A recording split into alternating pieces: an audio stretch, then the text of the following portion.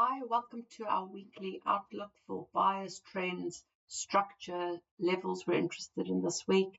We're going to cover the euro dollar, USCAD, New Zealand dollar, and of course Bitcoin, because it's just had a breakout above 120. It's really the one we want to look at this week, so enjoy. Right, so we're going to kick off things with the euro dollar.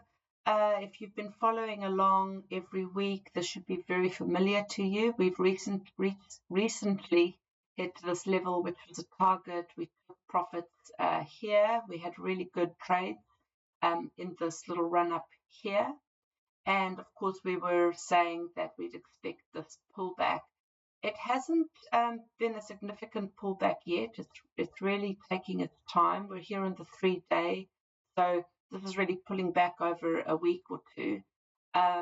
We're looking for a proper pullback, a valid pullback. So these are the red dot pullbacks, and that's where the candle actually closes below a previous candle, and that's when we get the red dot.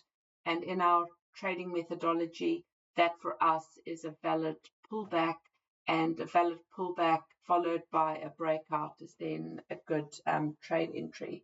So on our 3-day, we're still long, but we are waiting for that pullback. We'd be looking to take trades on the daily, and our next target is these two grey levels above here. So targeting roughly 1.199, kind of bit of a broad region here. It could hit the 50% mark at just above 1.2, and then ultimate targets is where we have a complete break up to the top of this these highs that were formed in 2021 that led to that significant rundown. We're basically just retracing this entire range, and those are up at 1.227. So I think similar to this kind of run, I think we'll hit these targets and then have slight pullbacks before we hit to the next targets.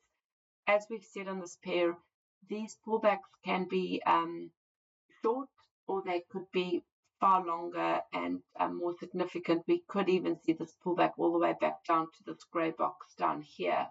But as we know in our methodology, we'll be taking any long trades that are valid trades, valid setups on the daily. So this is just our 3-day bias outlook. Okay, let's head to the next pair. All right, USCAD. We're going to stay on the 3-day chart for our bias and our outlook.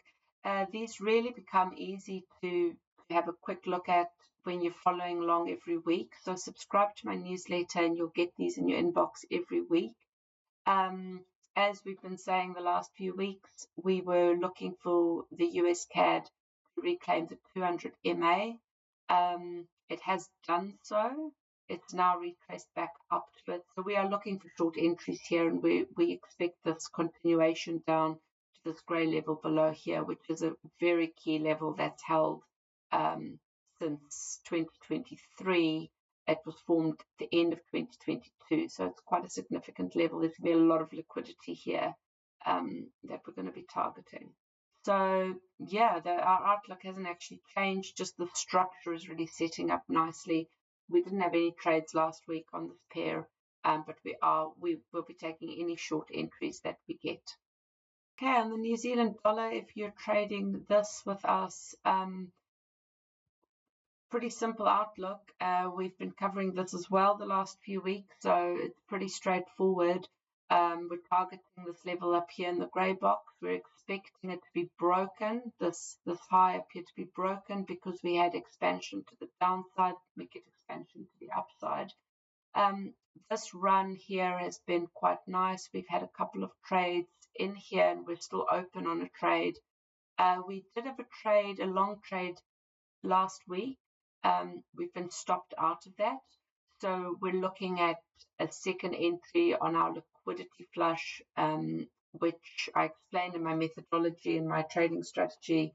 There'll be a link below on this video if you want to grab that. We really like if we get stopped out of a trade, we really like entering on the liquidity flush entries because they often give us really good risk reward entries. So yes, we've got to live with a loss to start with, but we really are kind of aggressive on getting back into those trades. So as soon as we see that setup, and the setup's on a lower time frame, we do those setups on the 4 hour and sometimes on the hour. So it's kind of nice to have those losses because it means we should get a good setup, which is going to give us more profit. So we're keeping an eye on this pair.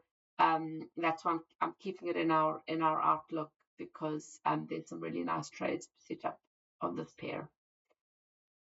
Finally, Bitcoin. This is super exciting. Look at this breakout we've had here. It's just past 120. This is a live chart, so it's sitting at 125.25. Really nice structure. I've been having Bitcoin in my outlook every now and again for a while now, just looking at the high level structure. We've never broken structure to the downside. So if you've been seeing a lot of pessimistic posts about Bitcoin going back to 50K or the bear market starting, the chart just has never supported that. So you need to really assess who's been giving you that advice. If you've accidentally sold any of your Bitcoin, we just don't have any bias to the short side yet. So let's have a quick look at what's keeping us long. So if we look back at the break of structure here, this is of the 2021 highs here at the 70K mark. And that was the first break of structure we had. And I'm just going to get some tools here. That structural break was driven here by this pullback here. So that was the downside. We have never broken that structurally. We then had quite a significant pullback, no new highs for quite a while here, if you recall that 2024 weighting, but it did form kind of an ABCD structure. I don't like using ABCD pullback structures. In hindsight, they're really easy to see. Look how easy it is to put this in.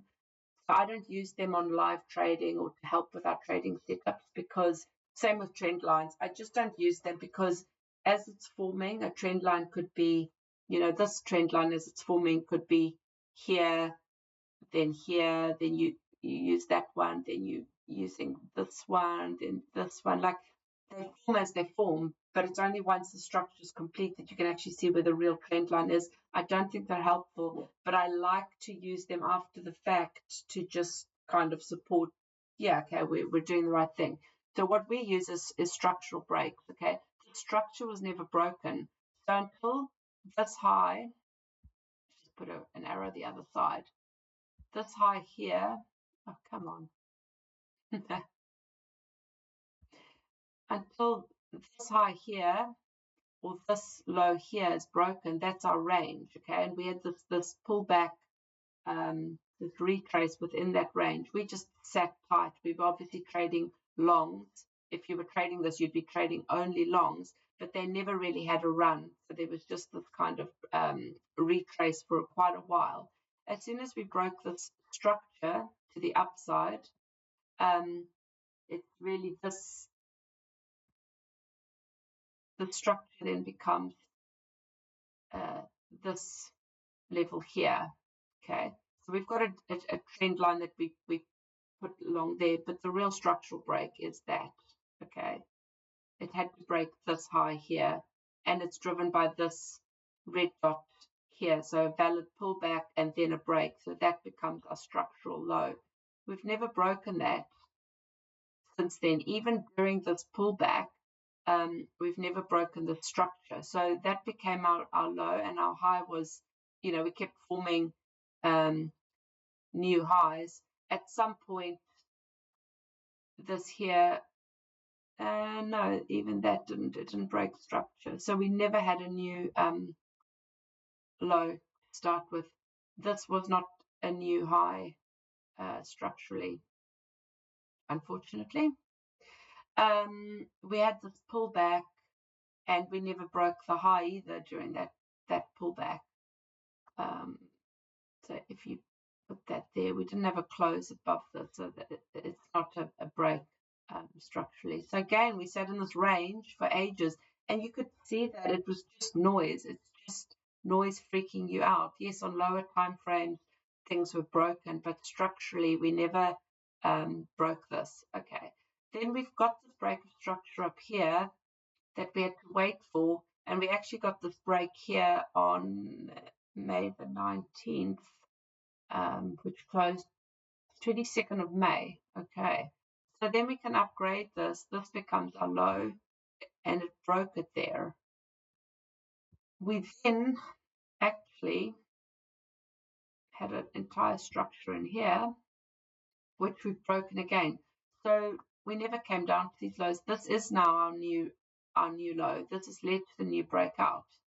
So structurally, until it breaks below 98, we're just going to be long. We're bullish. This is amazing structure.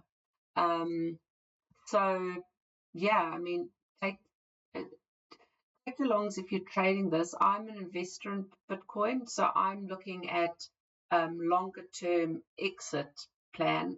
I want to know where to exit. I've got a final target. My target is 230K, and I'll be looking to take profits along the way.